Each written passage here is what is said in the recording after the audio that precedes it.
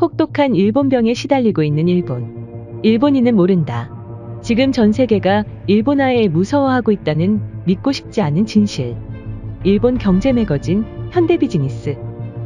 이코노미스트 나가하마 리히로시는 일본병 왜 금요와 물가는 싼 채인가로 저소득 저물가 저금리 저성장의 사저 상황을 일본병이라고 명명, 그 원인과 해결의 길을 고려해본다.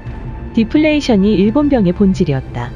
디플레이션이라는 말은 일본에서는 매일 듣고 있으므로 완전히 귀에 익숙해 버렸을지도 모릅니다만 가끔 익숙하지 않는 편이 좋은, 무서운 것입니다. 여기서 다시 확인해 둡시다. 물가가 내려간다는 것은 반대로 보면 돈의 가치가 오른다라고 하는 것입니다. 그렇게 되면 디플레이션 상황에서의 합리적인 경제 행동은 원하는 물건이 있을 때는 되도록 참아야 한다는 것입니다. 왜냐하면 물가가 내려감으로 가능한 한 필요할 때까지 기다리는 편이 싸게 살 수 있기 때문입니다. 그렇게 하면 사람이 돈을 쓰지 않습니다.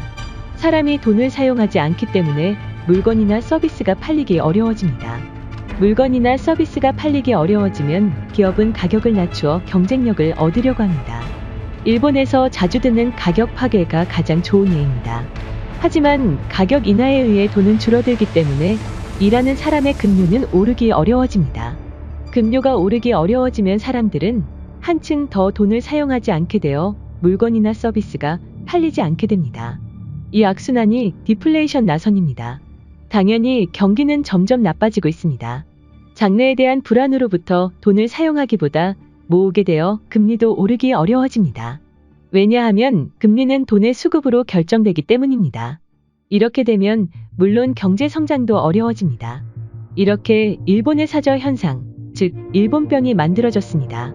전 세계가 두려워하는 일본화 Japanification. 저소득 저물가 저금리 저성장 버블 붕괴 이후 일본에 정착한 이 일본병은 해외의 나라들로부터는 일본화라고 불리고 있습니다. 특히 100년에 한 번의 불황이라고 불린 2008년의 리먼 쇼크 이후에는 각국에서 일본화 현상이 일어났습니다. 미국의 주택 버블 붕괴를 주로 하는 리먼 쇼크와 거기에서 퍼진 경제 전체의 데미지는 일본의 버블 붕괴와 같은 상황을 가져왔습니다. 일본의 버블 붕괴는 일본 국내에서만 붕괴되었지만 리먼 쇼크는 경제의 글로벌화도 도와 전 세계의 데미지가 파급되었기 때문에 오히려 보다 영향력이 큰 불황이었을지도 모릅니다. 하지만 일본 이외의 선진국에서는 일본처럼 장기간 디플레이션에 빠지지는 않았습니다. 도대체 무엇이 다른 것일까요? 그것은 정부와 중앙은행이 디플레이션을 방치하고 장기화했는지 방치하지 않고 올바르게 대응했는지의 차이입니다.